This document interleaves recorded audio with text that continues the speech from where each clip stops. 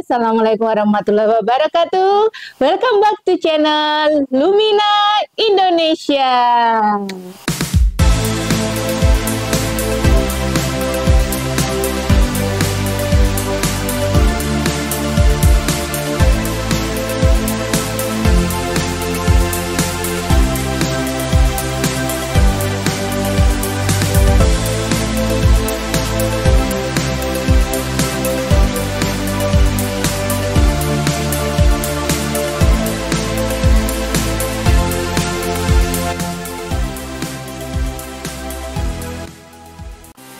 Mungkin sahabat perlu mencoba melakukan ini nih.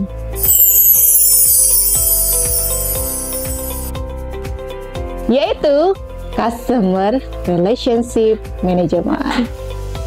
Kira-kira Customer Relationship Management itu sebenarnya apa sih? Dan kenapa kita perlu menggunakan Customer Relationship Management dalam bisnis kita?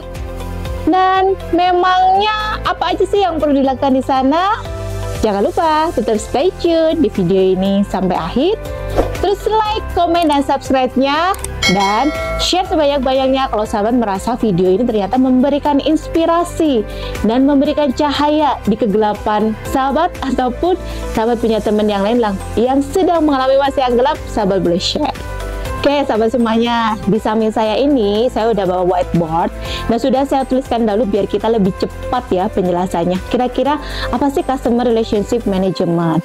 Itu kan dari bahasa Inggris ya, artinya bagaimana sih kita memanage hubungan kita dengan customer.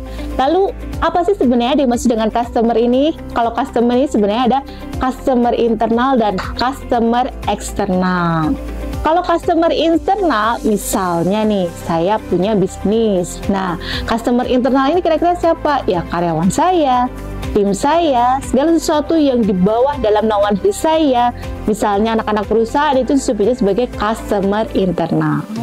Lalu siapa yang disebut sebagai customer eksternal? Yaitu mereka yang tidak memiliki hubungan secara pekerjaan langsung dengan bisnis kita, ya orang pada umumnya itu disebutnya sebagai customer eksternal.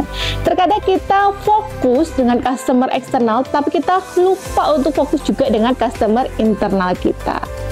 Jadi di sini ada beberapa fakta yang perlu saya sampaikan kepada sahabat semuanya sebelum sahabat memutuskan saya pakai CRM atau enggak nih.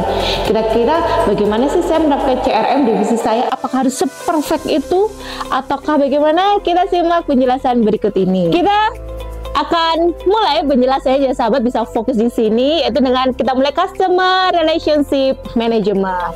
Sebenarnya Customer Relationship Management itu kenapa sih perlu banget kita menerapkannya? Karena di fase-fase sekarang ini Customer Relationship Management ini atau CRM, kita singkat aja CRM ya, dia diakui menjadi salah satu kunci faktor keberhasilan dalam bisnis. Tentu sahabat pengen kan ya, membangun bisnis itu pengennya dapat keberhasilan, bukan kegagalan. Nah, di sini nih yang paling pas banget nih sahabat semuanya, perlu mencoba menerapkan CRM ya. Jadi disebutnya sebagai salah satu kunci faktor keberhasilan. Tetapi karena ini ilmunya baru-baru ya, tapi bukan berarti baru 5 tahun, 10 tahun, tapi dia jauh lebih baru dibandingkan dengan ilmu-ilmu bagaimana menaikkan pendapatan dibandingkan dengan hal-hal ataupun faktor yang lainnya. Tetapi kenyataannya 50-70% project yang terkait dengan CRM ini bisa dikatakan gagal. Jadi tingkat keberhasilannya itu ternyata masih di angka rate 50%. Kenapa seperti itu ya?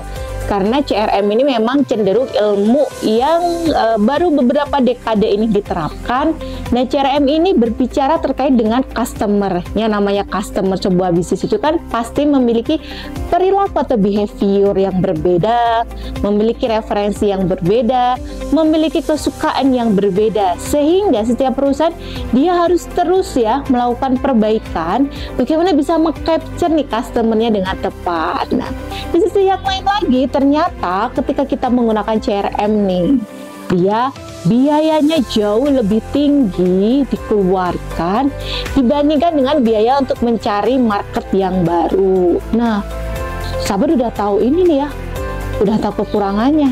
Kira-kira gimana nih? Masih mau dilanjutin lagi nggak bahas tentang CRM? Karena tadi yang pertama tingkat keberhasilannya 50%, dan di sini biayanya dia jauh lebih tinggi daripada kita mencari customer yang baru. Kalau sahabat masih berorientasi mencari customer yang baru dan belum berpikir bagaimana untuk bisa memenangkan kompetisi secara jangka panjang, sepertinya jangan gunakan dulu ya CRM. Tapi kalau sahabat memang sudah berpikir, saya harus memenangkan kompetisi nih, saya harus nih memiliki daya saing secara jangka panjang nih, sudah saatnya sahabat untuk memakai CRM. Karena tadi di sini di CRM ini itu bisa membuat seseorang memiliki competitive advantage atau daya saing yang panjang gitu ya, atau kompetisi yang panjang, dan dia bisa memenangkan persaingan.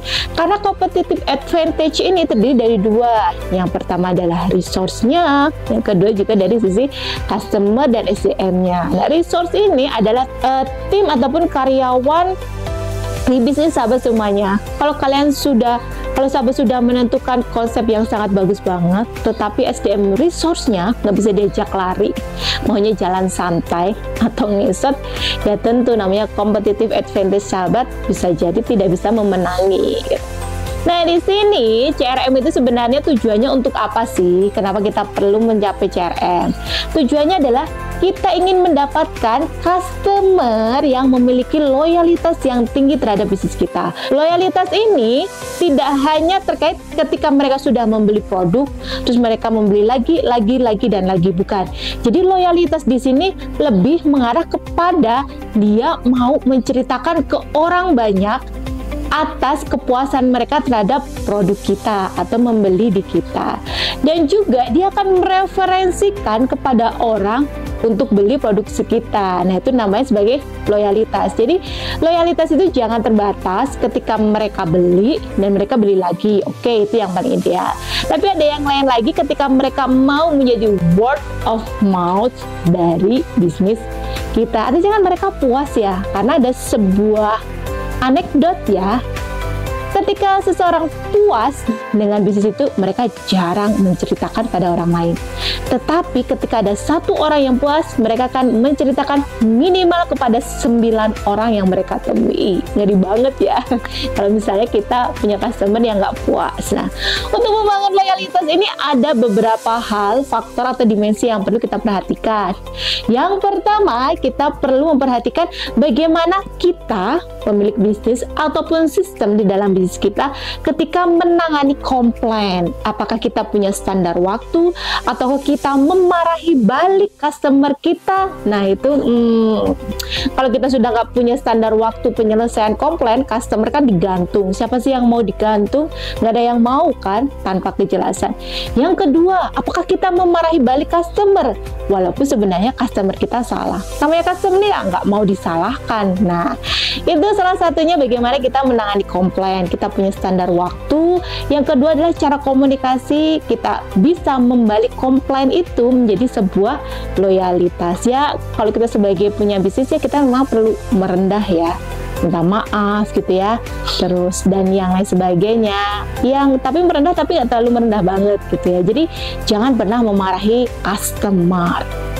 Yang selanjutnya, kita perlu membangun customer knowledge atau pengetahuan kita kepada customer. Misalnya customer itu dari mana, customernya itu perilakunya seperti apa, dan juga kira-kira apa sih sebenarnya kebutuhan utama dari customer kita. Bisa jadi kita bikin produk ataupun jasa tetapi customer kita nggak membutuhkan, ya berarti produk dan jasa yang kita hadirkan ini ternyata nggak bisa nih menjawab permasalahan yang dihadapi oleh customer kita. Itu bisa jadi berawal dari kita salah menentukan segmen atau kita salah dalam market research ya, di sini customer knowledge. Terus di tim kita juga perlu nih belajar nih terkait dengan customer, apa saja yang mengalami perubahan, perilaku customernya, segala sesuatu pengetahuan tentang customer itu perlu banget ditekankan dan kita perlu tahu sehingga kita tidak salah dalam berkomunikasi, membangun relasi. Jadi kesenangan mereka kita sudah paham banget. Dan poin yang ketiga adalah customer empowerment. Ini menjadi sebuah model yang baru ya. Kalau dalam talent mapping ya, kalau sahabat belum tahu, sahabat bisa cek nih di playlist yang ini, talent mapping itu apa. Kalau dalam talent mapping, seorang yang punya bakat seller, itu biasanya mereka suka maksa nih, tanpa sadar ya, suka maksa ya orang yang dia temuin itu biar mau sesuai dengan yang dia inginkan, atau biar closing dengan membawa produk yang dia bawa. Karena kenyataannya di dunia ini lebih banyak orang-orang yang nggak tega kalau dipaksa. Walaupun dia nggak butuh, artinya ya sudah deh beli gitu ya. Jadi di customer empowerment ini bagaimana kita belajar untuk membiarkan customer kita memiliki kendali, memiliki power untuk menentukan pilihannya. Apakah dia memilih produk A ataupun memilih produk B. Dalam arti kata yang lain adalah kita membiarkan customer kita untuk berpikir sejenak. Kalau sebagai seorang pembisnis adalah prinsipnya, apakah mau closing hari ini atau closingnya besok. Jadi tetap ada kata-kata closing ya. Dengan customer empowerment ini, customer akan merasa lebih nyaman. Jadi mereka kita dorong untuk bisa memilih produk yang sesuai dengan kebutuhan atau keinginan mereka. Dan kita tidak perlu terburu-buru gitu ya untuk memaksa customer kita mengikuti apa yang kita inginkan. Gimana sahabat semuanya? Sudah ngerti banget kan yang dimaksud dengan ini? Customer Relationship Management bisa coba sahabat terapkan kalau sahabat ingin memenangi kompetisi secara jangka panjang dan memiliki competitive advantage. Nah, sahabat pengen membangun loyalitas dari customer. Sampai jumpa di video yang lainnya. Assalamualaikum warahmatullahi wabarakatuh. Dadah.